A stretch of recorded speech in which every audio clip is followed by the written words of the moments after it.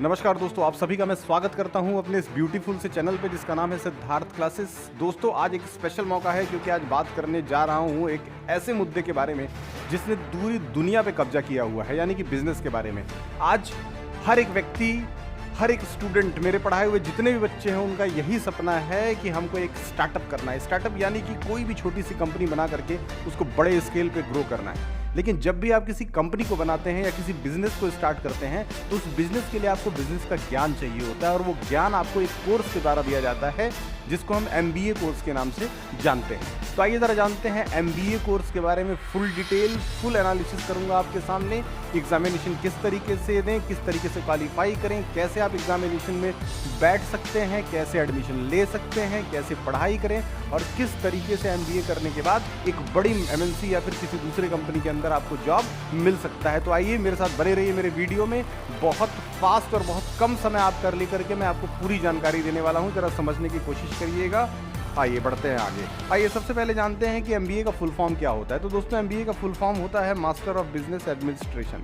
दोस्तों, ये कोर्स 2 साल का होता है और इस 2 साल के अंदर आपको 4 सेमेस्टर्स में अलग अलग एग्जामिनेशन देने होते हैं। दोस्तों, इसकी एलिजिबिलिटी है 12th प्लस ग्रेजुएशन, और ग्रेजुएशन में केवल आपको 50% मार्क्स की ज़रूरत है। यानी कि आपने अगर किसी फील्ड से ग्रेजुएशन कर रखा है और आपके पास केवल 50% मार्क्स हैं तो आप बड़े आराम से MBA की फील्ड में एंटर कर सकते हैं, एग्जामिनेशन दे सकते हैं। दोस्तों, इसका जो एडमिशन होता है वो टेस्ट होता है और डायरेक्ट होता है। यानी कि अगर आप प्राइवेट कॉलेजेस में एडमिशन लेना चाहते हैं तो उस कंडीशन में सीधे पैसा जमा करें और आपका एडमिशन हो जाएगा। लेकिन दूसरी तरफ अगर आप चाहते हैं कि आपको गवर्नमेंट कॉलेज मिले तो उसके लिए आपको ढेर सारे एग्जामिनेशन की प्रक्रियाओं से गुजरना पड़ सकता है। उसके बारे में भी डिटेल बात करेंगे, ध्यान से सुनते रहिएगा। दोस्तों, आगे बढ़ते हैं और जानते हैं एक्सपीरियंस के बारे में। अगर आप ऑप्शनल चुनते हैं तो 1 से 2 साल का आपको किसी वर्किंग फील्ड में एक्सपीरियंस चाहिए। उसके बाद आपका जो 2 साल का MBA है वो 1 साल में कन्वर्ट हो जाता है और आप एक MBA की डिग्री को महज 1 साल के अंदर भी ले सकते हैं। दोस्तों, अगर मैं फीस की बात करूं तो फीस 1 लाख से लेकर के 12 लाख के बीच तक वेरी करती है। यानी कि एक फीस का बड़ा डायमेंशन है। किसी अच्छे कॉलेज में जाएंगे, किसी बड़े इंस्टीट्यूशन में जाएंगे तो वहाँ फीस थोड़ा ज़्यादा लगेगा, लेकिन एक नॉर्मल इंस्टीट्यूशन या फिर डिस्टेंस कोर्स करने पे आपका फीस बहुत कम हो जाता है। दोस्तों, आप जानते हैं कि कौन कौन से ऐसे एग्जामिनेशन हमारे देश भर में जो कि दे करके आप सीधे गवर्नमेंट कॉलेजेस में एडमिशन पा सकते हो। स्क्रीन पे आपको नजर आ रहा होगा दोस्तों, मैं रीड कर देता हूँ आपके लिए।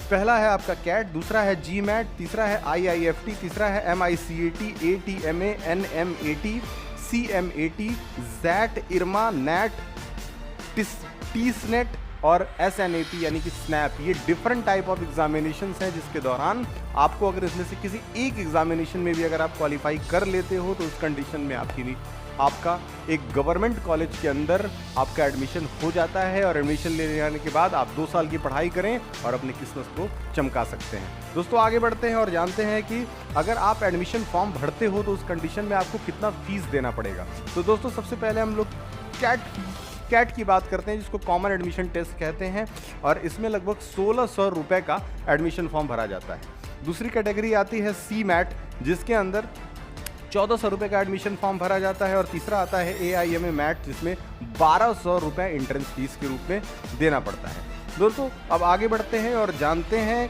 कि MBA के कितने अलग अलग सेक्टर्स होते हैं और MBA करते समय आप किस ऑप्शन को चुन सकते हैं।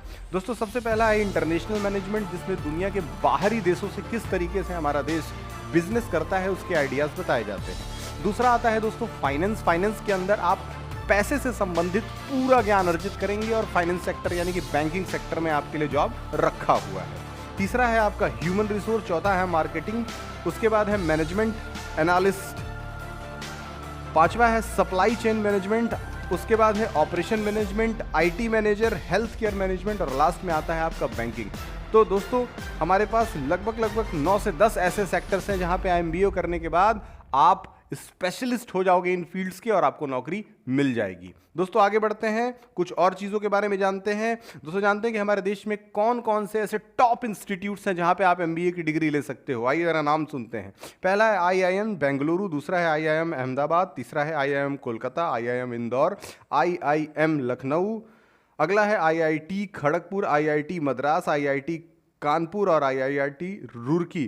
दोस्तों, इसके साथ FMS faculty of management Delhi, management development of school Gurugram और SB Jain institute of Indore. दोस्तों these are the different colleges where you can get your admission after qualifying the entrance examination.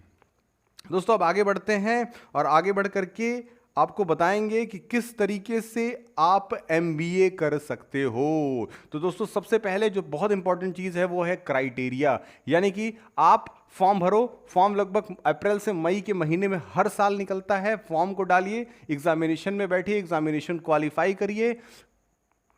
MBA के 2 साल के कोर्सेस हैं जिसके अंदर फुल्ली प्रैक्टिकल बेस्ड एप्लीकेशन। दोस्तों अगर आप मार्केटिंग से एमबीए करना चाहते हो तो मार्केटिंग से एमबीए करने का एक बहुत बड़ा अवसर है, क्योंकि हमारे देश में एक बहुत बड़ा मार्केट है। मार्केट में इतना ताकत है कि अगर एक बार आप सही स्ट्रेटजी और सही नॉलेज के साथ इस मार्केट में एंटर करते हो तो आप एक लंबा अच्छा खासा प्रसिद्धि और साथ ही साथ अच्छा खासा पैसा इस मार्केट के अंदर बना सकते हो। तो एक बार जरूर कोशिश करें। मेरा फेवरेट है मार्केटिंग, आपका फेवरेट क्या है कमेंट बॉक्स में जरूर लिखिएगा।